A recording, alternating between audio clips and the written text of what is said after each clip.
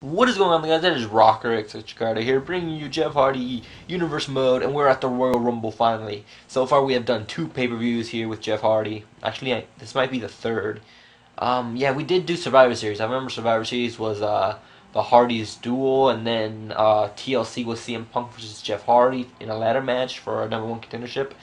And yeah, now we're at the Royal Rumble. And we've done so far 12 weeks of Universe Mode. It's been kind of successful. At this point, I would have been bored. But adding in story designer was a great thing because it really brought my enthusiasm back to the mode. Because, at first, I was like, nothing was happening with my Jeff Hardy Universe Mode. So I had to take measures into my own hands and, work with things because I didn't want to bore you guys and I didn't want to have a regular Universe Mode where Jeff Hardy wasn't booked every week and I would have to do my own thing in here in Universe Mode because Jeff Hardy is still not booked every week, and I've been using him in Universe Mode. So yeah, after this, I'm really considering whether to do another WWE 13 Universe Mode. Someone else on SmackDown. I'm not scrapping Jeff Hardy. I'm never gonna scrap Jeff Hardy. I think I'm having fun with Jeff Hardy, and I think you guys are having fun with Jeff Hardy as well.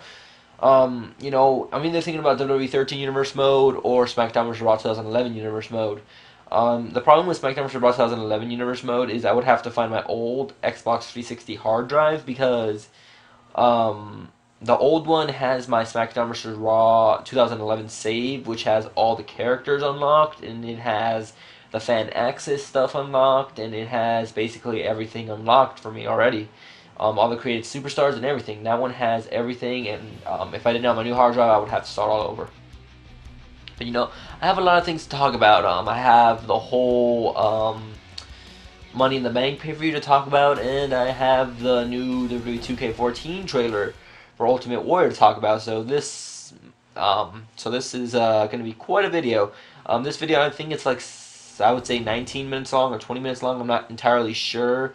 But we're going to do Jeff Hardy versus Randy Orton. I hope you guys can enjoy that in the background while I talk about different stuff. I know I should be commentating on the match, but I want to talk about other things at the moment. But I'm sure that by the time I'm done with all the things, I'll still have some time to commentate over the match. I'm not the best commentator with matches, but I think you guys quite enjoy it a little bit about this match.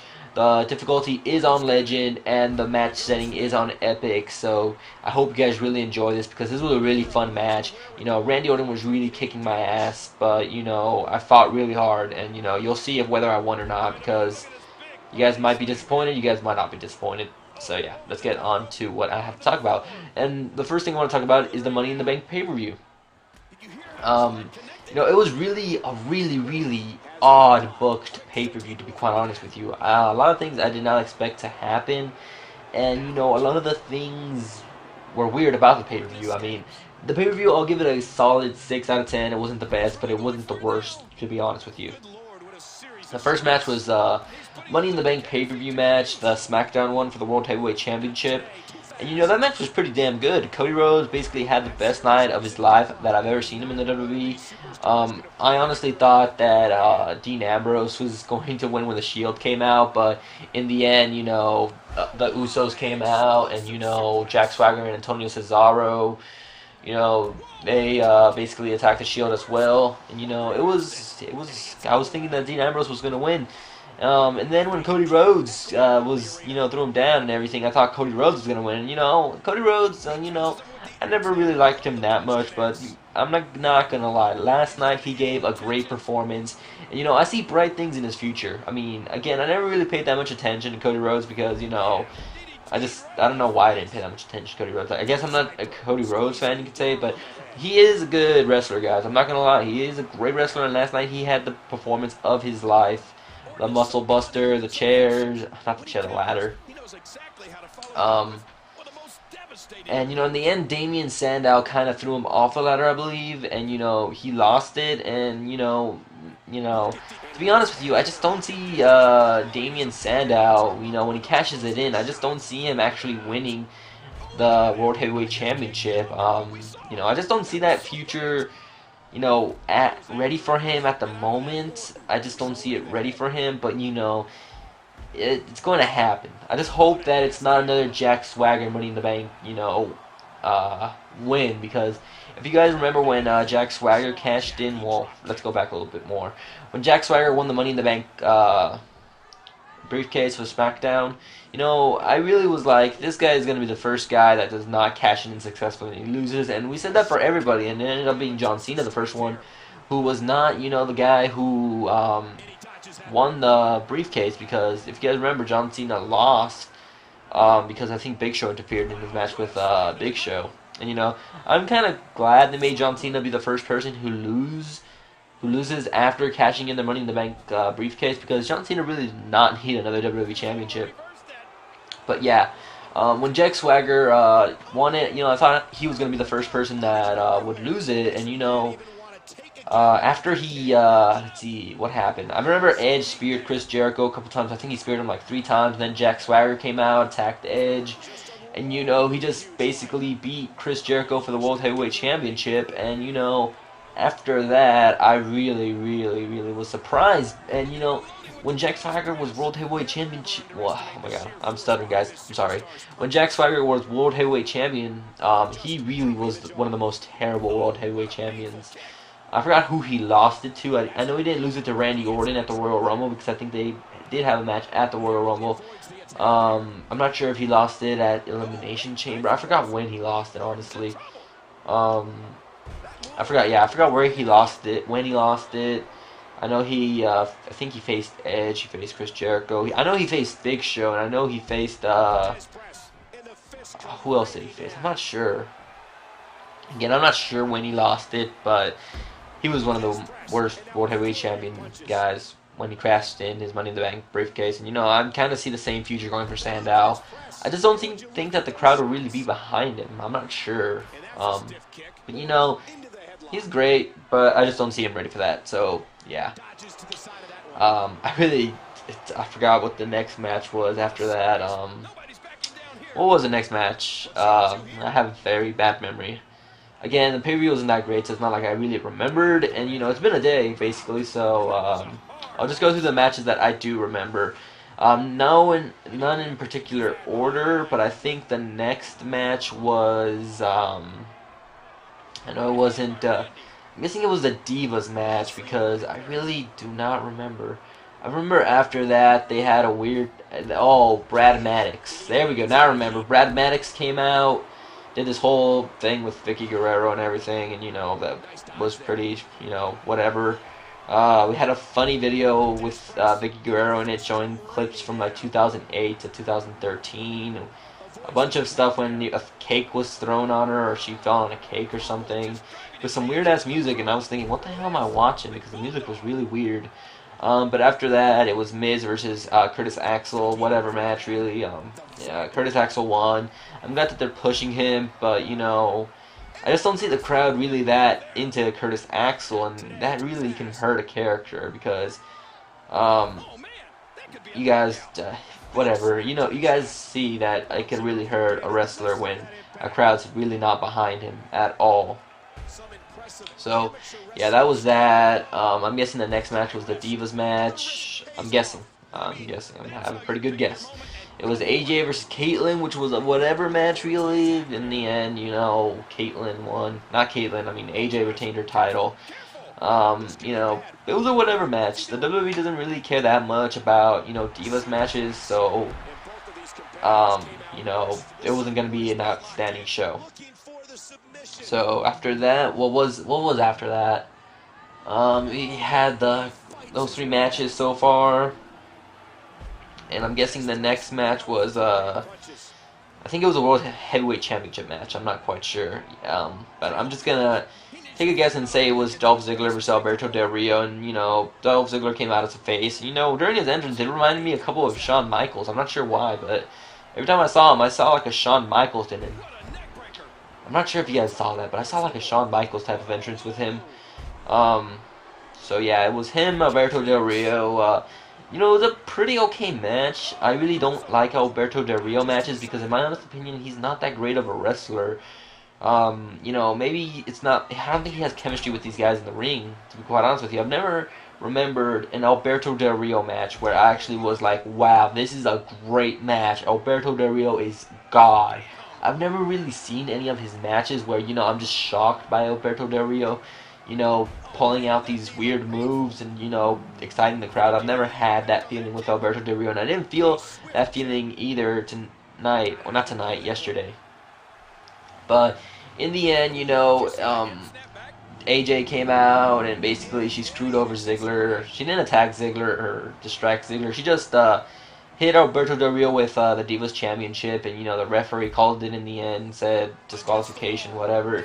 You know, then we had a little segment with them, you know, talking to each other, and Ziggler basically left.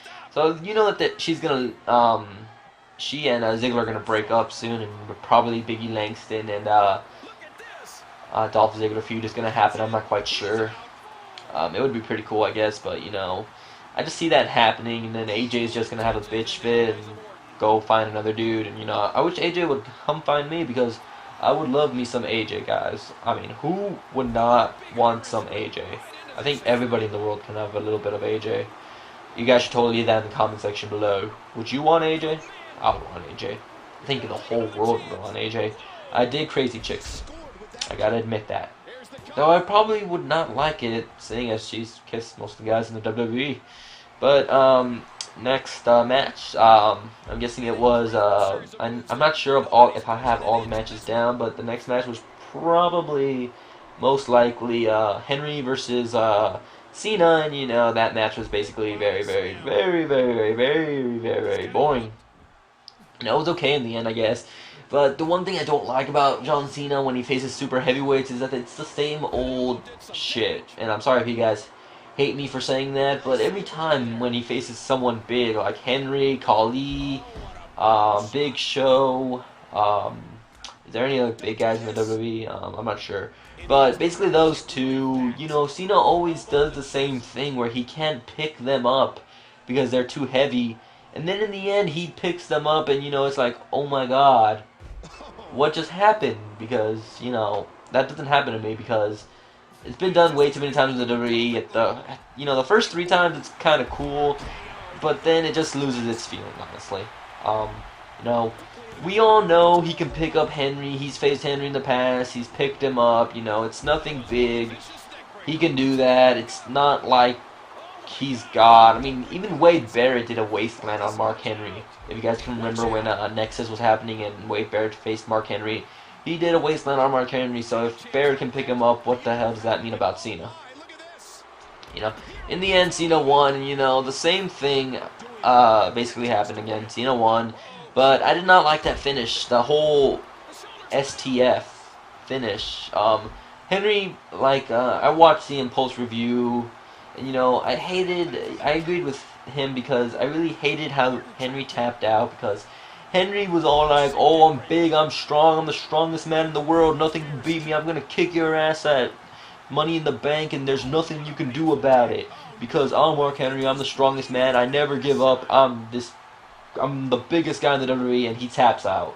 It's like, really? Can they have at least made it that, you know, he got disqualified, or a count out? But those would have been stupid endings as well. Or if John Cena hit another FU, I mean attitude adjustment, if he just did that, and you know, basically the match ended with Cena pinning him, or they would have done the great thing where Henry went to the top rope and John Cena did an attitude adjustment from the top rope to Mark Henry, and you know, the ring collapsed or something. That would have been great too, because in the end it would have not been a stupid finish. I did not like how Henry just gave up. It just like, really? You built this guy that he's not going to give up, and then you make him do this. It's like they do the same old shit when John Cena faces someone big. He can't hit the attitude adjustment. He hits the attitude adjustment. They don't kick out. He does the STF. They tap out, and they seem like a little bitch because they tapped out. I didn't like that. And then we had the last match of the night, the All-Stars Money in the Bank contest.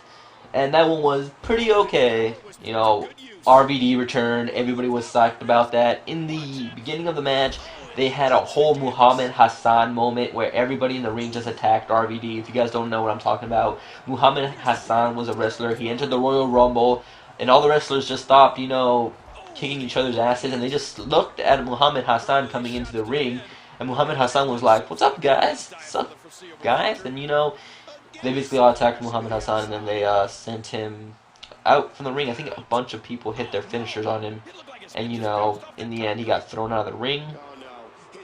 Um, they had that moment with RVD in the beginning of the match. You know, it was a pretty okay match. Sheamus went through a ladder.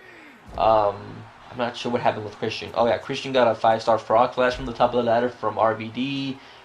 Curtis Axel came out and screwed Daniel Bryan, and I was just pissed off. I was like, what the fuck, dude? Why did he come out? I thought honestly Daniel Bryan was going to win this. I was really freaking. I was psyched. I either wanted Bryan or Punk to win it, but you know I already knew Punk wasn't going to win because he barely returned. I know that RVD wasn't gonna win it because he barely returned. I knew Christian wasn't going to win it because, well, he's Christian. Vince McMahon hates Christian. That's why he lost the World Heavyweight Championship in one day. And I say one day because SmackDown is taped. So, put 2 and 2 together there. And I guess he lost it in 2 days. Who else did I know that wasn't going to win? I knew Sheamus wasn't going to win. And I really didn't think Randy Orton was going to win, so Daniel Bryan all the way. And, you know, Curtis Axel hit the finisher on him on the outside. So I was like, well, this doesn't look like anything's going to happen now. And, you know, Punk GTS'd him, and then Paul Heyman came out, and Punk was going up the ladder, and I was like, well, you know, Punk is going to win. That's pretty cool, too. So I was all behind that, and, you know, in the end, Paul Heyman betrayed CM Punk, hit him with a ladder. Punk was staring at him like, what the fuck, bro? And then Paul Heyman threw a ladder in his face, and then CM Punk started bleeding. I was like, shit, dude. And then, you know, RVD was climbing up the ladder, and I was like, no way. RVD's going to win this. And then Randy Orton came out, pushed him off, hit an RKO, sick RKO. The one thing I like about Randy Orton is that his RKOs are always the best, honestly. His RKOs are just great. And in the end, Randy Orton got the briefcase, and I was utterly shocked. I really did not think Randy Orton was going to win this. And, you know, are we going to see a Randy Orton versus John Cena feud again, like the good old days from 2008, 2009? You know, I enjoyed the John Cena and Randy Orton feuds, but it was always, you know, the same old shit. John Cena always came out on top. So, yeah. That was pretty much my thoughts about the Royal Rumble. Now let's talk about WWE 2K14 before this video ends, because this video is coming to an end like in 2 minutes. The Ultimate Warrior trailer. Again, guys, I am not excited that the Ultimate Warrior is, you know, the pre-order bonus, because again, where I live, the pre-order bonuses always are given no matter what, because WWE games really don't sell well where I live here in Bakersfield, so I always get the pre-order bonuses. I didn't pre-order WWE 13. I still got the Mike Tyson code, which I have never used, which I'm going to be giving out soon if you guys want to use Mike Tyson, because I really don't care about Mike Tyson. I think Mike Tyson is stupid. And, you know, that was basically the most wasted pre-order. And, you know, the whole pre-order bonuses sometimes really don't, you know, excite me.